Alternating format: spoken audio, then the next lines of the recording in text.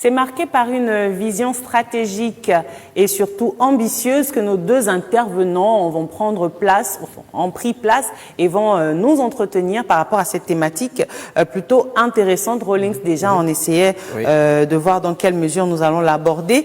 Et donc, je vais te laisser déjà présenter nos deux intervenants. La parité est assez représentée aujourd'hui, je suis contente. Et surtout, la thématique très intéressante. Alors, donc, on reçoit Monsieur André Boissa, entrepreneur innovateur international de technologie financière, et Madame Mboumba Ngourou Georgida, j'espère que je l'ai bien prononcé, Dorine. Voilà, elle est donc informaticienne et gestionnaire réseau. Samba Samba, bonne arrivée. Merci. Bonne arrivée, monsieur, madame. Bonjour. Et donc, on rappelle qu'avec vous, on va parler de la création d'un écosystème technologique multisectoriel, parce que je ne sais pas pourquoi je me basais plus sur le côté financier, alors qu'on parle donc de cet écosystème multisectoriel ici au Gabon, pour la sous-région également. Et donc, peut-être planter le décor, monsieur Boissa, je sais que vous êtes assez à l'aise avec cette thématique. Dites-nous, donc, qu'est-ce qui vous emmène sur notre plateau, premièrement? Bon, je suis, premièrement, merci infiniment de nous donner cette opportunité de présenter ce que nous avons dans nos valises. Lors du changement qui est intervenu au Gabon, le président de la République a demandé que les intelligences puissent déménager afin de pouvoir porter leur édifice à la construction du Gabon. J'ai fait près de 30 ans aux États-Unis et j'en ai non seulement beaucoup reçu, mais aussi j'en ai beaucoup vu. Et j'ai construit des partenariats à plusieurs dimensions et surtout dans le domaine de la technologie. Je suis spécialisé, bien entendu, dans l'ingénierie financière de l'université d'Harvard et j'ai construit des partenariats très intéressants et c'est à ce titre que je viens ici pour partager l'événement que nous aurons début du mois de juin. Cet événement comprend la visite disons à Libreville, des sommités qui ont fait la technologie de ce monde, que nous utilisons, que nous consommons, et disons des gens de la dimension de Tim Cook, qui est le CEO d'Apple, ainsi que Steve Jobs. Oui. Voilà, donc c'est de ça que je suis venu parler ce matin. D'accord. Alors moi je sais déjà que créer un écosystème technologique multisectoriel, j'y arrive, est quand même un défi assez complexe.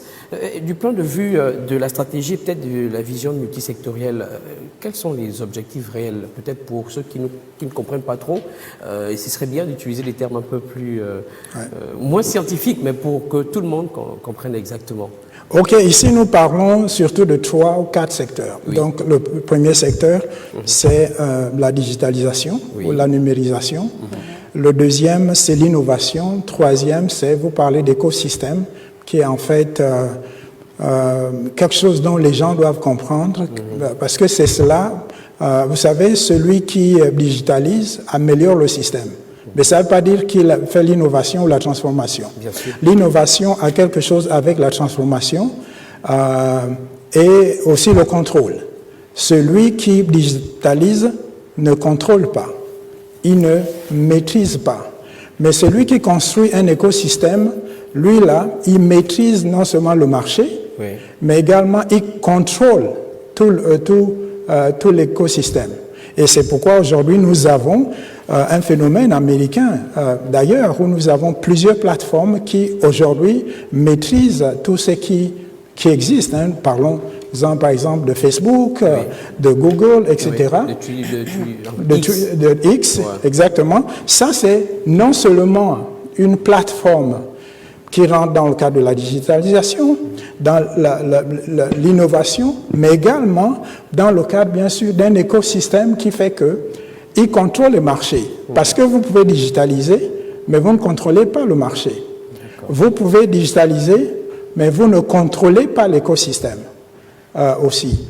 Mais quand vous digitalisez, ou bien vous arrivez à innover, et en plus, vous vous maîtrisez votre écosystème, vous contrôlez les marchés et c'est là où il y a des flux financiers. Et ne nous étonnons pas aujourd'hui que les Américains mangent partout, tout simplement parce que bon, ils ont des plateformes qui gèrent nos vies et qui maîtrisent tous les marchés. D'accord. On va peut-être donner la parole également à la dame qui vous accompagne, Monsieur Boissa, surtout qu'elle est spécialiste de certaines questions abordées aujourd'hui sur notre plateau. En tant qu'informaticienne et gestionnaire de réseau, vous avez une vision plutôt large de ce qui pourrait être fait ici au Gabon. Donc, je pense que si on pense déjà à créer cet écosystème multisectoriel pour le Gabon, c'est que l'environnement est plutôt favorable. Si oui, en quel sens ? L'environnement est favorable dans la mesure où cela va créer de l'emploi déjà, parce que nous avons vraiment un souci de chômage dans ce pays.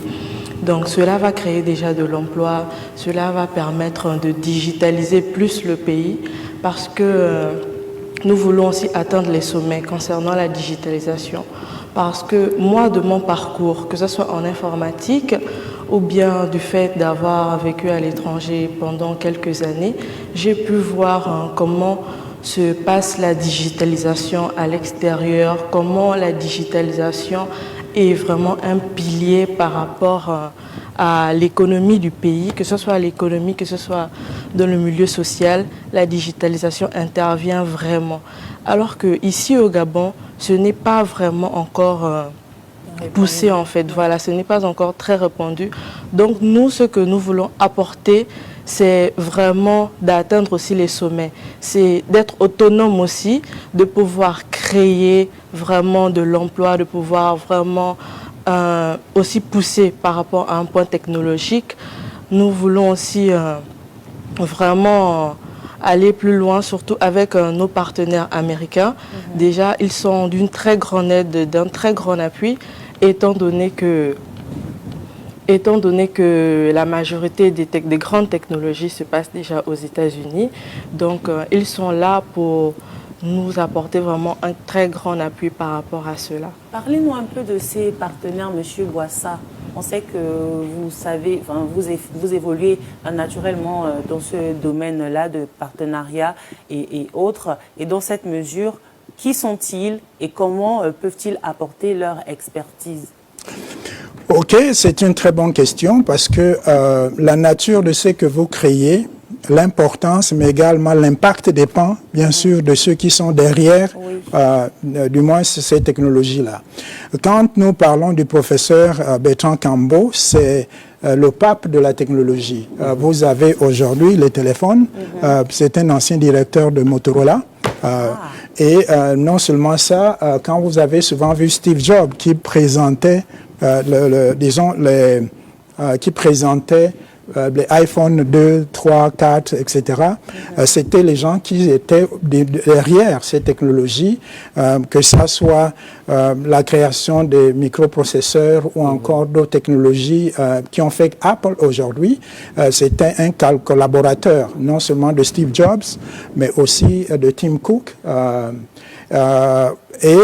Vous avez, c'est aussi celui qui est derrière les inventions que nous avons. Aujourd'hui, nous avons les cartes bancaires avec tout l'écosystème de protection. Donc, il est derrière tout ça. Et en plus, c'est un éminent chercheur. Il est l'ambassadeur, disons, nommé par la Maison-Blanche à cause de son intervention dans le système militaire, l'armée américaine et aussi le laboratoire, du moins de l'armée américaine, mais qui, derrière tout ça, il y a non seulement les travaux, il a près de 150 brevets. Donc, c'est pas... vous savez, pour avoir un brevet en technologie, c'est pas quelque chose de facile. Et vous avez quelqu'un qui a non seulement 150 brevets, mais également qui est chevronné. Il y a pas que lui. Nous avons ceux qui ont également fait des systèmes sur le plan de la cybersécurité que nous utilisons aujourd'hui, dont certains n'ont jamais entendu parler. Et ces technologies non seulement servent dans le cadre de l'armée américaine, mais aussi le gouvernement américain. Et ce sont ces technologies qui protègent les États-Unis aujourd'hui. Et vous avez la guerre en Iran. Mais ces technologies, l'Amérique est au sommet à cause de quoi? À cause de ces technologies.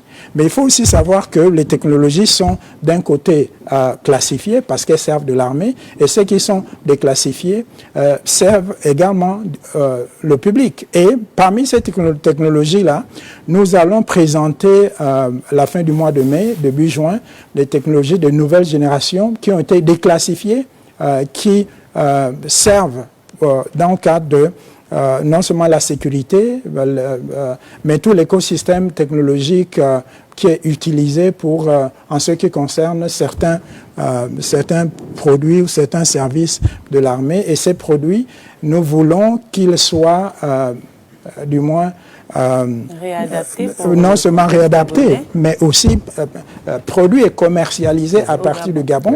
Et ça va amener non seulement comme Madame Mouba disait tout à l'heure, l'implication des jeunes. Et moi, ce que je voudrais dire au public gabonais, comme à l'État gabonais, c'est ceci.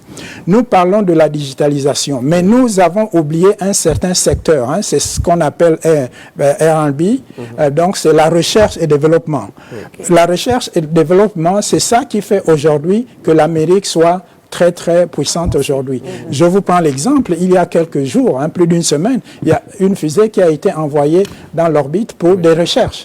Mais ces fusées, c'est des produits en fait de recherche, que ça soit des recherches dans les universités, les laboratoires universitaires, et nous sommes un peu distraits. Le Gabon, comme l'Afrique, un peu distraite. Pourquoi? Parce que pendant que les Occidentaux mettent assez d'argent, assez de moyens dans ce domaine-là, et nous sommes distraits dans certains facteurs. Aujourd'hui, dans plusieurs pays africains, il y a des grandes institutions qui sont dirigées par des produits de renforcement de capacité. C'est-à-dire, on a des jeunes ou des hommes qui ont été formés à un certain niveau et ils ont eu certains postes par rapport aux capacités, disons, à leur expertise, mais cette expertise est très limitée. C'est le produit des renforcements de capacité. Alors que nous, ce que nous voulons faire ici, c'est de créer, disons, l'Institut de recherche, mais aussi l'académie qui va aider à former non seulement les Gabonais au Gabon et co-diriger non seulement par les produits américains dont je vous ai parlé ici, des grandes universités et des laboratoires, pour qu'il y ait des échanges entre l'université ou du moins l'éducation ici, par exemple au Gabon et dans la sous-région, avec les sommités universitaires en fait qui sont aux États-Unis. Et ça, c'est quelque chose dont non seulement le gouvernement, mais aussi les Gabonais doivent prendre en compte. Très grand c'est une très belle illustration. Et d'ailleurs, c'est un jeu de phare que vous faites à l'endroit de nos gouvernants et surtout du public. Mais on va rester là-dessus, vu que vous avez aussi abordé un pan sur l'armée. Il y a des outils importants peut-être qu'il va falloir revoir. Mais donc, du point de vue de l'accompagnement du gouvernement, par exemple, comment cette initiative peut-elle intégrer donc, le programme que vous mettez en place? Bon, nous avons, il y a des organismes ou des ministères, tels que le ministère de l'Enseignement supérieur. Là, nous parlons des éminents professeurs. Hein. Bien sûr. Mais vous pouvez aller en ligne et puis chercher Bertrand Cambo. Vous pouvez chercher également Jeffrey, pas maintenant, hein. Je suis très curieux. Voilà, ou encore le professeur David Nakache, qui est l'une des premières sommités françaises, qui est à l'école normale supérieure, ou aussi nos partenaires américains. Alors, donc, nous avons la recherche. Donc, le ministère de l'Enseignement supérieur, la recherche scientifique et l'innovation technologique. Nous avons le CNRS, nous avons l'USTM, nous avons même les établissements privés qui sont intéressés dans ce domaine-là. Moi, je dis, nous avons fait tout le temps le suivisme. C'est-à-dire, aujourd'hui, on parle de numérisation. Mais la numérisation ne va pas nous mettre au sommet, ça va améliorer notre système bien sûr, de fonctionnement, que ça soit au niveau de l'État, que ça soit au niveau du privé, mais ça ne pourra pas nous hisser, bien sûr, dans le concert des nations où nous allons avoir des produits qui seront commercialisés. Moi, je dis, on fait déjà des bonnes choses ici au Gabon. Ce qui se passe, par exemple, dans le sport, où vous avez des joueurs internationaux. Mais pourquoi ne pas créer des champions internationaux aussi dans le cadre du numérique, où nous allons avoir des produits numériques qui sont dans les systèmes de téléphone, mais aussi dans le système financier. Et quand vous remarquez les plus grands, les jeunes milliardaires, aujourd'hui, la plupart d'eux sont dans quel domaine? C'est dans les technologies. Bien sûr. Mais pourquoi on doit toujours rester à ce niveau? Et moi, ce que je dis au gouvernement ici, c'est de faire ce que les autres ont fait. Aujourd'hui, les Chinois sont compétitifs parce qu'ils ont pris l'expertise américaine. Le président chinois, c'est un produit américain. Oui. Ils ont pris l'expertise américaine. Ils ont développé cette expertise. Aujourd'hui, on parle de la Chine. Ceux qui ne veulent pas les Américains, ils vont en Chine. C'est la même chose avec certains pays comme les Émirats et autres. Donc, nous, ce que nous voulons, c'est quoi? C'est d'apporter, bien sûr, ces intelligences, créer un écosystème dans tous les domaines, que ça soit dans le cadre de la recherche, l'éducation, dans le cadre également des produits et des services. Voilà, je pense que c'est très bien dit. L'appel a été fait. Peut-être avant de vous donner l'opportunité de nous faire un résumé synthétique de notre échange, on va repasser la parole à Madame Mbumba, revenir peut-être sur les attentes, donc les objectifs que vous visez au travers de votre passage ici et de la création donc de cet écosystème multisectoriel au Gabon. Vous, en tant qu'informaticienne, qu'est-ce que vous attendez? Quels sont vos objectifs au final? Moi, en tant qu'informaticienne, notre objectif est de contribuer à cette dynamique, participer à la construction d'un écosystème digital plus structuré, plus accessible et surtout plus performant.